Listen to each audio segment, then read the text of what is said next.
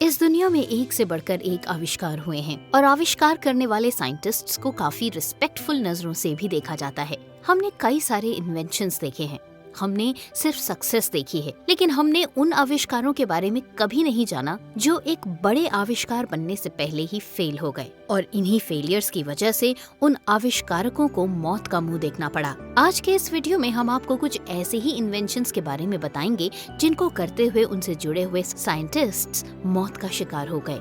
आदिकाल से लेकर अभी तक इंसान ने कई सारे इन्वेंशंस किए। कुछ इन्वेंशंस ऐसे हैं जिन्हें हम आज भी जानते हैं, समझते हैं और उनके आविष्कारकों का नाम याद रखते हैं, लेकिन कुछ इन्वेंशंस ऐसे हैं जो फेल हो गए और इसी वजह से हमें उनके बारे में पता भी नहीं चला। कुछ इन्वेंशंस ऐसे भी रहे जो सक्सेसफुल तो हुए, लेकिन उसके बदले में उनसे जुड़े हुए साइंटिस्टों को काफी नुकसान झेलने पड़े। आज के इस वीडियो में हम आपको कुछ ऐसे ही इन्वेंशंस के बारे में बताएंगे। तो आइए बढ़ते हैं अपने सबसे पहले इन्वेंशन और उससे जुड़े हुए साइंटिस्ट से।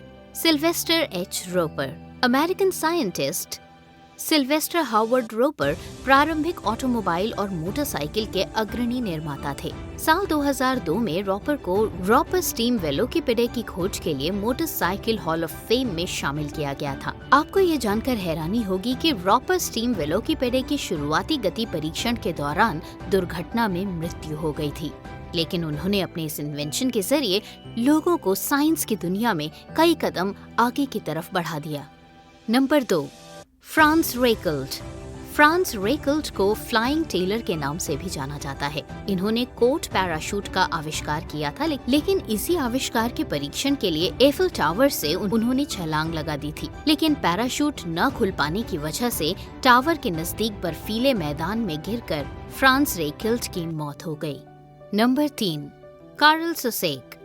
कार्ल सोसेक ने शॉक अवशोषित बैरल यानी शॉक अब्सॉर्बेंट बैरल को बनाया था। अपने इसी परीक्षण के दौरान इन्होंने नियाग्रा जलप्रपात के नियाग्रा नदी में लुढ़काने का अपना खुद का करतब दिखाना शुरू किया। ये अपने आप में काफी भयानक था और काफी जोखिम भरा भी, लेकिन ये उस वक्त तो बच गए। लेकिन जब ये वहाँ से बाहर आए तो इनकी नाक से खून बह रहा था। डायग्नोस करने पर पता चला कि करतब के दौरान इनकी छाती और पेट बुरी तरह से घायल हो गए थे और खोपड़ी की हड्डी भी टूट गई थी, और इसी वजह से जब इन्हें हॉस्पिटलाइज्ड कराया गया तो हॉस्पिटल में ही इनकी मृत्यु हो गई। Number 4, Horace Lawson Hanle.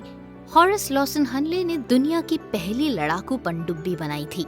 2 असफल प्रयासों के बाद वो एक पनडुब्बी विकसित करने में सफल रहे, लेकिन परीक्षण के दौरान अपने 8 चालक दल के सदस्यों के साथ इनकी विकसित पनडुब्बी दुर्घटनाग्रस्त हो गई, जिससे इनकी मौत हो गई। और फिर उस साल उन्हें उनके इस विश्व विख्यात परीक्षण के लिए पूरे सैन्य सम्मान के साथ दक्षिण कैरोलिना में मैग्नोलिया में दफनाया गया। उन्हीं के सम्मान में यूएसए की उस दौर की सबसे प्रसिद्ध पनडुब्बी HL हनीले को इन्हीं के नाम पर रखा गया। Number 5, Marie Sklodowska Curie. Marie Sklodowska Curie एक भौतिक विज्ञानी और रसायन शास्त्री थी और विश्व की पहली महिला थी जिनको नोबेल पुरस्कार मिला था। इन्होंने रेडियोधर्मी आइसोटोप को अलग करने के लिए रेडियोधर्मिता और तकनीक के सिद्धांत को प्रतिपादित किया था। इन्होंने एक विधि का आविष्कार किया था जिससे रेडियोधर्मी 2 तत्वों पोलोनियम और रेडियम की खोज की जा सकती है। शोध सामग्री से निकलने वाली विकिरण के लंबे समय तक संपर्क के कारण एप्लास्टिक अनीमिया से इनकी मृत्यु हो गई। Number 6, Henry Smolinski. Henry Smolinski ने एक हाइब्रिड कार एयरक्राफ्ट का आविष्कार किया जिसका नाम AVE मीज़ार रखा गया, लेकिन विमान के परीक्षण की उड़ान के दौरान ही वो दुर्घटनाग्रस्त हो गया और इसी वजह से हेनरी की मृत्यु हो गई। Number 7, Sabin Arnold von Sochocky. Sabin Arnold von Sochocky ने रेडियम आधारित पेंट का आविष्कार किया था, लेकिन उनका यही आविष्कार उनकी मौत का कारण बना, क्योंकि रेडियोधर्मी सामग्री के संपर्क में होने के कारण इन्हें भी एप्लास्टिक एनीमिया हुआ और इसकी वजह से इनकी मृत्यु हो गई। तो ये था हमारा आज का वीडियो जिसमें हमने आपको बताया कि किस तरह से वैज्ञानिक या फिर साइंटिस्ट अपने ही आविष्कारों और परीक्षणों की वजह से मौत का शिकार बन गए। ये वही वैज्ञानिक थे जिन्होंने हर कदम अपने परीक्षण पर इतना विश्वास किया कि उसके सामने इनका जीवन भी काफी छोटा हो गया। उन्हें अपने परीक्षण पर इतना विश्वास था कि उन्होंने उसके परीक्षण के लिए खुद को भी न्यौछावर कर दिया शायद यही कारण था कि फ्रांस रेकल्ट ने कभी सपने में भी नहीं सोचा होगा कि जब वो एफिल टावर से छलांग लगाएंगे तो उनका पैराशूट जरूर खुल जाएगा। ये उनका विश्वास ही था जिसकी वजह से उन्होंने एक बार भी पीछे मुड़कर नहीं देखा और एफिल टावर से छलांग लगा दी। लेकिन शायद किस्मत को ये मंजूर नहीं था और इसी वजह से वो एक दुर्घटना का शिकार हो गए। दुनिया में ऐसे कई सारे वैज्ञानिक हैं जो अपने अपने लेवल पर किसी न किसी एक्सपेरिमेंट को हर दम पूरा करने में जुटे रहते हैं।